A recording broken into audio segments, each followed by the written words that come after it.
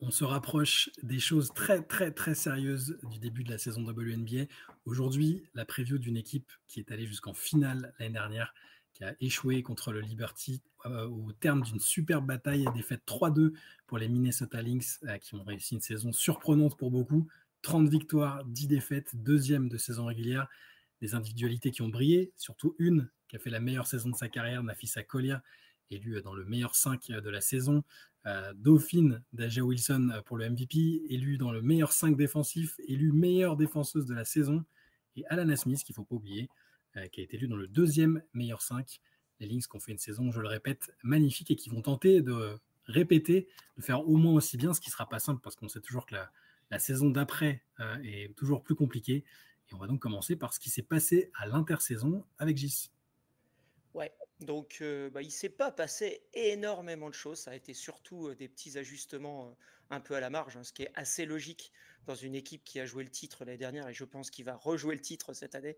Dans les départs, on a eu Cecilia Zandalazini hein, qui avait un vrai rôle en sortie de banc, mais qui a été sélectionnée par les Valkyries dans la draft d'expansion. Je pense que d'ailleurs c'était un bon choix. Maïcha Ensalen qui était free agent et qui a été recrutée par Dallas. Olivia Epupa aussi pour la petite couche Cocorico qui est devenue free agent et qui n'a pas été re-signée par aucune des équipes. En tout cas pour le moment, hein, c'est pas impossible qu'elle retrouve une pige hein, cette année dans une équipe ou peut-être même chez les Lynx, hein, pourquoi pas. Et sinon, c'est pas un départ, mais on l'a appris un petit peu plus tôt dans la journée. C'est la suspension du contrat de Dorcas Yoaz qui a décidé de faire l'impasse sur cette saison pour un peu se reposer, parce qu'elle enchaînait quand même beaucoup depuis sa draft. Voilà. Donc, c'est quand même une joueuse qui a, pour moi, été peu utilisée l'année dernière en finale et qui aurait dû être plus utilisée, donc c'est pas anecdotique. C'est une petite déception pour moi parce que je t'avoue que Ouais. j'espérais en avoir un peu plus. On voit ce qu'elle a été capable d'apporter, un peu plus de présence à l'intérieur pour les Lynx. Bon, elle a évoqué des raisons personnelles. J'imagine que c'est ce que tu as expliqué que Ouais, c'est. ça fait. Elle disait que c'était surtout pour se reposer, voir un peu sa famille, parce que ça faisait 2 ans de suite qu'elle faisait Ouais. WNBA, compétition internationale, puis saison overseas, et que du coup, voilà, faut rappeler qu'elle est hongroise, elle n'est pas américaine, même si elle sort d'un programme américain.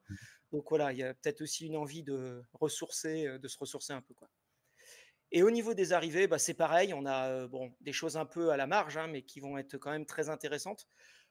Au niveau de la draft, d'abord, il y a eu Aubrey Griffin, Dalia Daniels et Anastasia Kozu.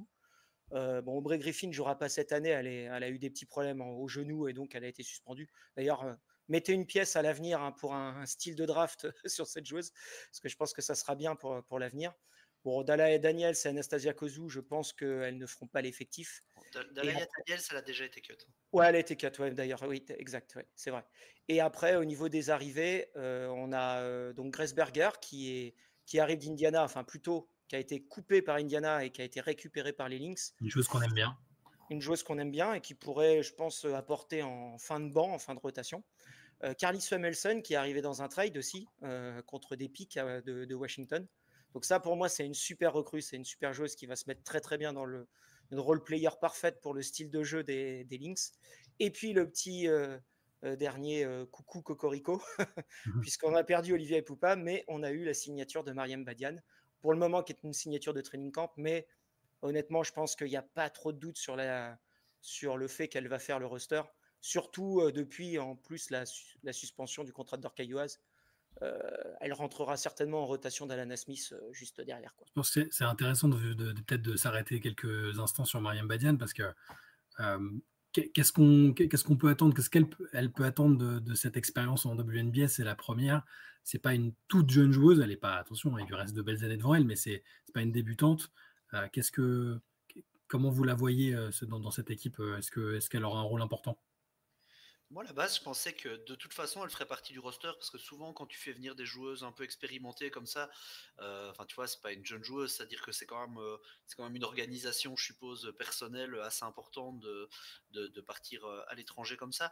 Donc, je pense qu'elle avait eu plus ou moins des garanties de faire partie du roster, mais je l'imaginais plutôt être dans un rôle de 10e, 11e, 12e joueuse, mais la suspension de Dorcas US la fait clairement remonter d'un cran parce qu'en fait, elle peut reprendre un rôle un peu comme ça d'intérieur, justement, capacité un peu à s'écarter. Enfin, offensivement, elle va pouvoir apporter pas mal de choses. Donc je pense qu'elle va avoir des minutes. Comme le dit Gis, ça va être une des premières rotations sur l'intérieur. Alors il faudra voir comment ça va s'organiser avec Alana Smith, avec Jessica Shepard. Est-ce que du coup Nafisa Collier va continuer à jouer beaucoup au poste 4, au poste 3? Enfin, il y a plein de choses qui sont possibles, mais elle va avoir des minutes et son expérience va être utile parce que, encore une fois, ok, elle est rookie, mais elle a quel âge? Bon, elle est de 95, je crois, Mariam Badian. C'est ça, elle a joué l'Euroleague, elle a joué beaucoup de compétitions avec l'équipe de France. Enfin, elle est habituée au haut niveau et elle est habituée au monde professionnel. Donc moi, j'appelle pas ça une rookie, quoi. C'est intéressant qu'elle ait enchaîné. C'est la première fois qu'elle quittait la France, je crois, hein, quand elle a signé au Fenerbahçe. Elle avait que 2 clubs français. Donc là, elle enchaîne Turquie et États-Unis d'affilée. C'est intéressant à ce stade de sa carrière aussi. Moi, je pense que ça va être bien parce qu'en plus, il y a un point qu'on évoque souvent peu, mais c'est la rentabilité, le niveau de performance pour la rentabilité du contrat. Elle est sur un contrat rookie jeune vétéran, c'est-à-dire le plus faible contrat, et elle est bien plus mature dans le jeu que ce contrat-là, qu'une rookie qui va être draftée au 3e tour. Donc, en termes de rentabilité pour la franchise, là, de son côté, c'est moins bien parce qu'elle ne touche pas à d'énormes salaires, mais par contre, côté franchise, c'est top. Et oui, je pense qu'elle va rentrer. Elle va être. Ça va être intéressant de voir les rotations, surtout de voir avec qui elle va jouer, parce que autant moi je pense qu'offensivement ça va le faire. C'est un peu une Alana Smith dans le style de jeu offensif, fille comme l'a dit Flo, qui peut s'écarter. J'ai un petit peu plus peur défensivement. Je pense qu'elle va être un peu plus ciblée, mais après il faudra voir avec qui elle joue. Elle jouera peut-être avec une poste 5 à côté d'elle. Moi je pense que c'est plutôt comme ça que ça va se passer. Donc on verra, mais je ne serais pas étonné qu'elle joue 10-12 minutes par match. En tout cas en saison, après en playoff. Bon, peut-être que ça se resserrera un peu les effectifs, mais en tout cas en saison, je pense qu'elle va jouer. On serait content, ça ferait plaisir de voir une autre internationale française avec des opportunités. Cette équipe des Lynx, donc, on le disait, elle a quand même été en finale l'année dernière. Est-ce qu'il y a vraiment besoin de beaucoup changer de choses pour Cheryl Reeve dans le 5 qui débutera les rencontres pour Minnesota? Autant comme l'a dit Gis, dans les rotations, il y a sans doute des choses qui vont changer, parce qu'il y a pas mal de role-players qui ont bougé entre les suspensions, les arrivées. Par contre, au niveau du 5, je vois pas pourquoi tu changerais le 5 qui a été en finale l'année dernière. Les 5 sont encore là, sont encore en pleine possession de leurs moyens, ont donné pleine satisfaction l'année dernière. Tu vas toujours te retrouver avec un backcourt Courtney Williams, Kayla McBride. Tu complètes ton extérieur avec Bridget Carlton, où on espère qu'elle va pouvoir mettre dedans comme l'année dernière. Nafisa Collier, une des meilleures joueuses du monde. Et tu termines ta raquette avec Alana Smith en espèce de fausse poste 5, qui amène ce côté très mobile, très polyvalent. En fait, c'est un jeu avec pratiquement pas de vrai pivot, mais pratiquement pas de vraie meneuse non plus. C'est quelque chose de finalement très moderne en fait comme jeu, et ça a bien marché l'année dernière, bien coaché avec les systèmes de Cheryl Reeve. Ouais, ça a été parfait l'année dernière. Ce jeu un peu de 5 out là, les 5 à l'extérieur avec de la menace à 3 points, beaucoup de spacing et beaucoup de jeux pour que Nafisa Collier puisse jouer ses petits post-up avec ses fadeaway là à 4 mètres où dès qu'on la voit en prendre un, on a toujours l'impression qu'elle ne va jamais le manquer.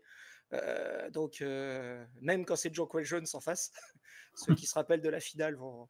Non, c'est très. Je pense que ça va être fort. Après, effectivement, comme tu le disais un petit peu en off avant, Flo, il faudra qu'on voit ce que ça donne en termes, surtout sur les role players, voir le niveau de performance si elles vont être capables de mettre autant dedans. Mais moi, je suis pas trop inquiet parce que l'équipe elle est quand même complète et il y a toujours des joueuses que tu es quand même grandement obligé de respecter et de surveiller. Donc ça va libérer beaucoup d'espace et c'est aussi pour ça que j'aime bien l'ajout de Carly Samuelson parce que ça va amener du shooting fiable. Il faut savoir que depuis qu'elle est dans la ligue, elle shoot régulièrement à plus de 40% à 3 points et elle défend dur en plus aussi. C'est une fille qui n'hésite pas à se mettre à provoquer les passages en force, etc. Je pense que ça va être... Alors, en termes de talent pur, c'est pas incroyable, mais c'est quand tu es candidat au titre, c'est le genre de petit move qui peut te faire passer un cap énorme, quoi. C'est une joueuse de rôle. Voilà. Par définition. Et qui va bien le faire. Et c'est une assurance pour Bridget Carlton, justement, parce que, voilà, comme tu disais, dans les role-players, Kayla McBride, elle a retrouvé des couleurs comme jamais l'année dernière, mais je pense qu'on le voit, on voit ce qu'elle produit régulièrement en Euroleague, ce qu'elle a produit la saison dernière avec les Lynx. Je pense qu'elle est encore capable de le faire. Je pense que les autres joueuses, Alana Smith a aussi fait une de ses meilleures saisons en carrière. Elle peut encore la produire. Bridget Carleton, elle a vraiment fait la meilleure saison en carrière l'année dernière et entre autres au pourcentage au tir. Elle a vraiment mis dedans comme jamais. Elle, par contre, pour le coup, sur la scène européenne, elle a été un peu plus en difficulté. Alors, c'est un autre contexte. Ça peut être un autre contexte défensif, un autre contexte d'équipe autour d'elle aussi, donc fatalement c'est pas transposable en direct, mais l'avantage c'est que si, admettons que tu récupères pas la Bridget Carleton de 2024, mais une version qui met tout à côté, ben, tu as la possibilité de réduire ses minutes et d'éventuellement tenter la même chose avec Carly Samuelson, donc c'est assez intéressant effectivement, et ça amène un peu toute cette profondeur, parce que voilà, comme je disais, c'est un effectif qui joue pas vraiment avec une vraie meneuse, dans le sens où Courtney Williams c'est une joueuse qui va remonter la balle mais qui est plus une combo dans l'esprit que vraiment une meneuse organisatrice. Mais si tu as besoin d'autres choses à la main, justement on en parlait Grace en espérant qu'elle soit pas cutée d'ici la sortie de cette vidéo, sinon on vous mettra un petit message en dessous. Mais voilà, il y a plein de possibilités. Donc effectivement, Dorcayoua, c'était une joueuse qui amenait un autre style de jeu, pas mal d'intelligence aussi. Mais il y a d'autres possibilités, on l'a dit, avec Mariam Badian, on espère voir aussi peut-être Diamond Miller épargné par les blessures cette saison. C'est quand même censé être une des pépites de demain, et on n'a pas su la voir, en tout cas on n'a pas su la voir sur la longueur et sur la continuité, parce qu'elle a souvent été gênée par les blessures. Donc voilà, il y a beaucoup de possibilités en fait dans cette équipe. On n'a toujours pas parlé de Natisha Heidemann aussi, qui amène toujours son shoot. Enfin, c'est beaucoup de possibilités dans cette équipe. Et vous parliez de Carly Samuelson, d'une joueuse qui est capable d'étirer le jeu. Dans les points forts qu'on a ciblés quand même pour cette équipe, outre le fait évidemment que tu disais Flo, les Lynx ont l'une des meilleures joueuses du monde, on pourrait presque pousser le truc un peu plus loin avec ce qu'on a vu l'année dernière. C'est l'une des 2 meilleures joueuses du monde peut-être, et l'une des plus complètes, si ce n'est la plus complète, avec Nafisa Collier. Mais dans les points forts qu'on a ciblés, il y a cette capacité à avoir du spacing autour de Nafisa Collier, et beaucoup de variétés. Donc après, on n'est pas obligé de revenir dessus longuement parce qu'on l'a évoqué, mais ça fait quand même cette profondeur plus la capacité de shooter, de s'écarter. On parle d'une équipe qui n'est pas allée en finale pour faire de la figuration, d'ailleurs, il faut bien le rappeler aux gens. Il y a eu 3-2 contre New York, qui est estampillé super team. Donc il y a vraiment les points forts, c'est des vrais points forts. C'est peut-être pas l'équipe la plus clinquante sur le papier en termes de star power, encore qu'avec l'une des, si ce n'est la meilleure joueuse du monde, ça se discute. Mais voilà, moi j'aime vraiment la palette d'options dont elle dispose, que j'ai personnellement sous-estimé l'année dernière en début de saison. Je ne m'attendais pas à ce qu'il y ait une telle compétitivité, mais il y a vraiment de belles armes partout en fait. Mais c'est là qu'on voit aussi la force de Cheryl Reeve, parce que c'est toutes des joueuses. Clairement, c'est un système qui a été fait autour de Nafisa Collier, avec beaucoup de possibilités justement pour offrir des bons shoots à toutes ces shooteuses-là. Parce que sinon, effectivement, Bridget Carleton fait une super saison, Alana Smith fait une super saison, elles n'en sont pas devenues des stars capables de faire les différences par elles-mêmes, en fait. Mais là, elles sont dans un système avec énormément de gravité autour de Nafisa Collier. Alors ça tient aussi au niveau individuel de Nafisa Collier, mais ça tient, enfin on a vu les possibilités de système, on en a parlé quand on a parlé de, je sais plus si c'était de Phoenix ou d'Atlanta, quand on parlait de Brittney Griner, et de ce qui avait été mis en place pour justement parfois sortir la pivot adverse de la raquette, jouer sur ce genre de choses. On a vraiment, la plupart du temps, on en a parlé sur le 5, mais aussi avec il y a au moins 7-8 joueuses qui sont capables de shooter de manière consistante en fait. Donc tu peux avoir en permanence un 5 qui peut jouer, bon, c'est un peu le terme à la mode du moment, mais vraiment en 5-out en fait, où tout le monde peut jouer à l'extérieur. Et donc ça crée des possibilités de drive pour Nafisa Collier, de drive pour Courtney Williams, enfin il y a énormément de possibilités quoi. Après, le point faible de ça, c'est que par moment tu joues petit. Ouais, il y a juste un point avant qu'on fasse le point faible, c'est aussi le fait que tu as parlé quand même de beaucoup de role-players, et je suis d'accord, il y a quand même 2 joueuses qui sont quand même révélées, enfin une qui est revenue à un niveau très élevé, et une autre qui s'est révélée, mais parce qu'elle jouait pas beaucoup en fait jusqu'à présent. Bon, Kayla McBride, elle est revenue à un niveau, elle joue le meilleur basket de sa carrière l'année dernière, clairement. La maturité, la capacité défense, on n'en a pas parlé, elle n'a pas été élue dans les meilleurs 5 défensifs, mais elle aurait dû y être. Pour moi, c'était la meilleure défenseuse extérieure de la ligue l'année dernière. Et sans débat. sans débat. Et il y a aussi, du coup, l'explosion totale d'Alana Smith. Mais ça, c'est aussi, on ne l'a pas vu parce qu'en fait, son début de carrière, elle n'a pas joué. On se rappelle à Phoenix avec Sandy Brandello qui ne la mettait pas sur le terrain. Ça, en fait, dès qu'on lui a donné du temps de jeu, je sais qu'avec Flo, c'est une joueuse qu'on aime bien depuis sa draft. On en parle beaucoup et elle a complètement explosé. Et on se rend compte que c'est elle, pour le coup, c'est plus qu'une role player. C'est vraiment une joueuse hyper efficace en défense et puis qui est capable d'étirer les lignes comme tu l'as dit, Flo. Donc, non, moi je pense que ouais, c'est un gros effectif, quoi. Et après, on va pouvoir aller sur le point faible. Alors, ce point faible, qu'est-ce que c'est? Si toutefois point il y a faible. une petite faille dans la matrice des Minnesota Lynx, qu'est-ce que ce serait d'après vous? Bah, alors en fait, c'est plus. Alors une faille, c'est un bien grand mot parce que l'équipe est forte. C'est une équipe qui va en finale l'année dernière et je pense qu'elle sera pas loin non plus cette année.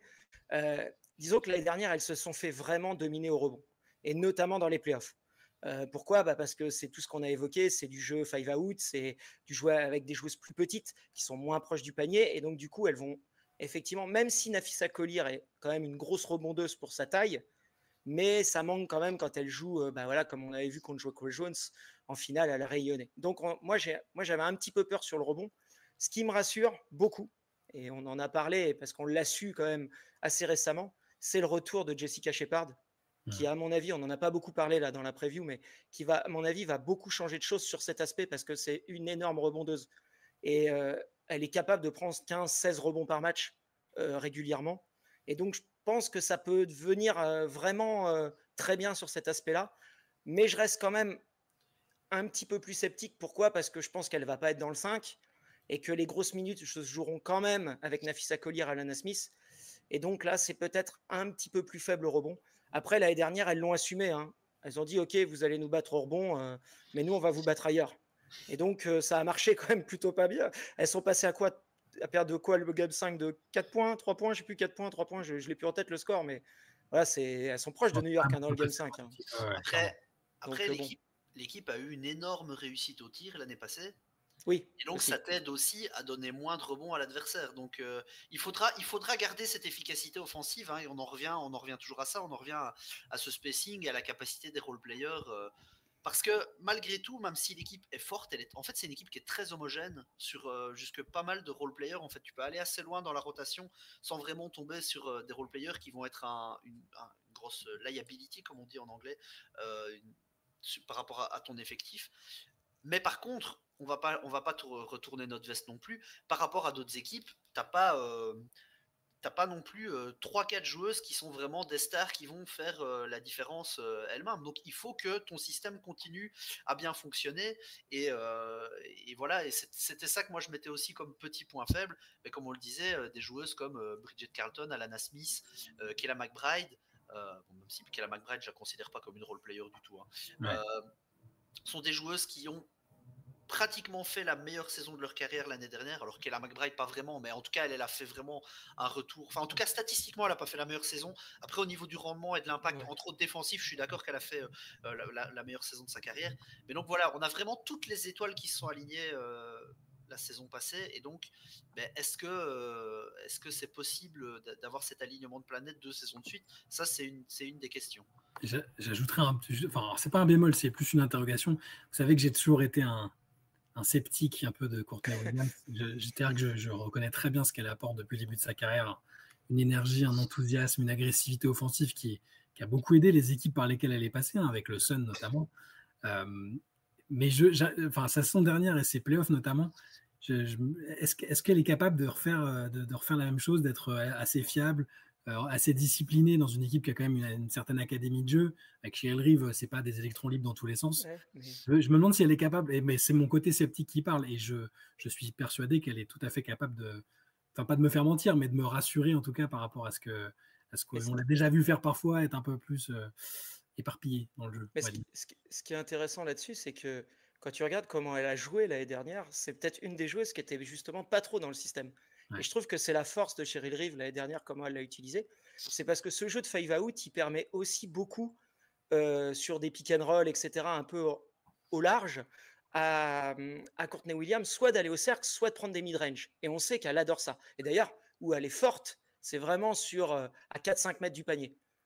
on a des problèmes derrière la ligne à 3 points. C'est presque la seule non-shooteuse vraiment fiable, on va dire, à 3 points, même si elle en met un gros en finale ou on ne sait pas comment elle le met, mais bref, en volume, en tout cas, c'est peut-être la même chose. Et je trouve que c'est aussi le talent qu'a su faire dans le plan de jeu chez le Reeve, c'est que l'année dernière, elle a réussi à lui trouver des isolations dans un jeu qui était très collectif autour.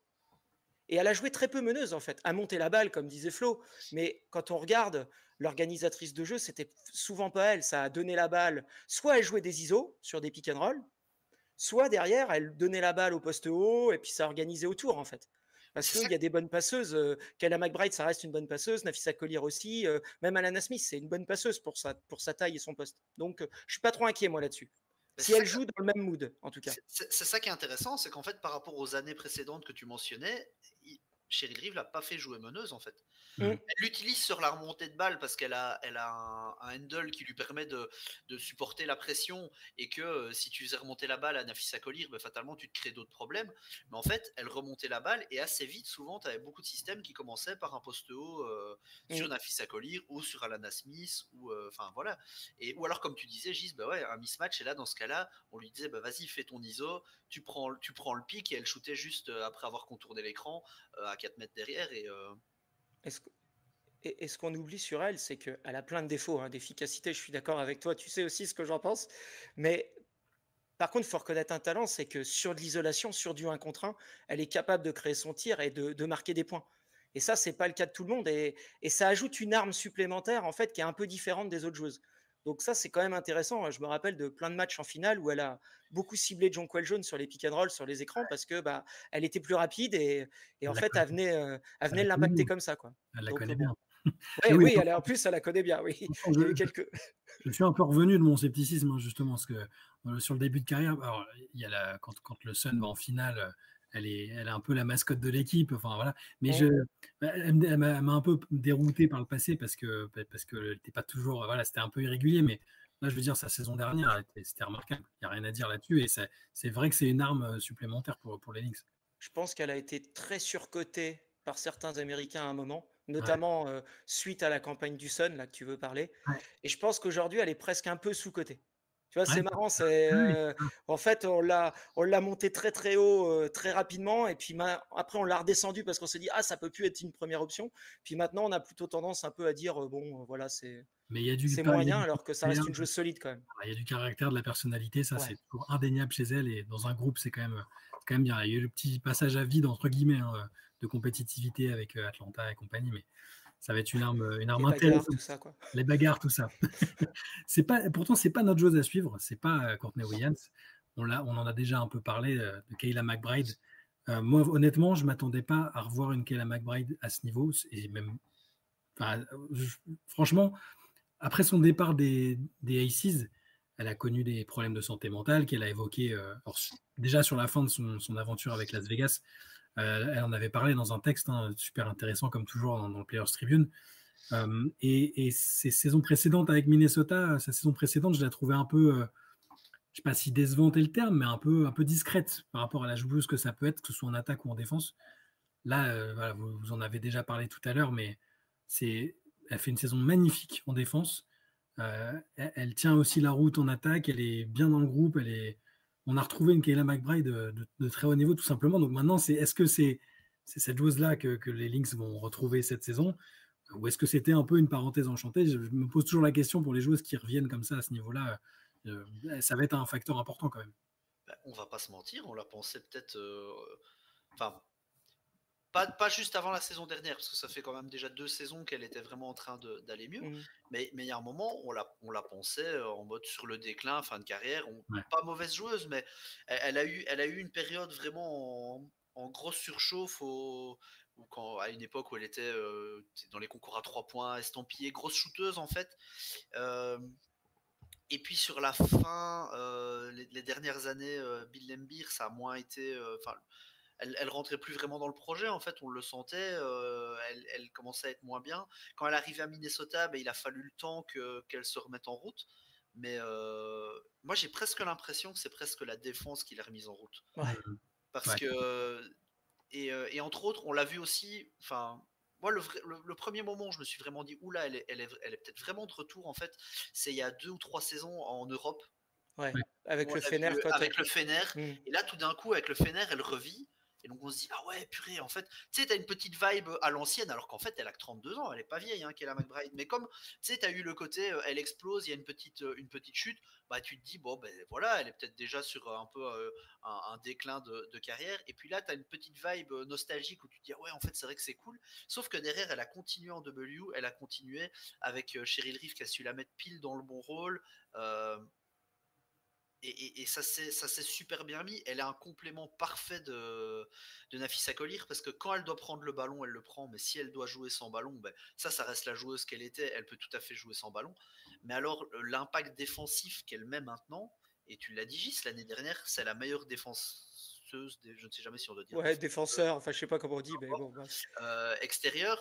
Et surtout, c'est pas qu'une question de défense sur l'homme, enfin sur la joueuse, c'est aussi sa capacité à lire les lignes de passe, à venir en aide. Enfin, tout était parfait l'année Les dernière. post-ups sur les grandes. Ouais. Elle tenait Jonquel Jones sur les post-ups, quoi. Ah, mais elle est puissante dans le bas du corps. Elle est pas C'est grande. ouf, quoi. Elle est pas si petite que ça, hein, Kayla McBride. Mm. Mais c'est vrai que c'est une joueuse déjà un peu large, un peu épaisse. Hein, c'est Ouais, un tanké, bon hein. petit bébé. Hein, Mais Non, moi, je suis.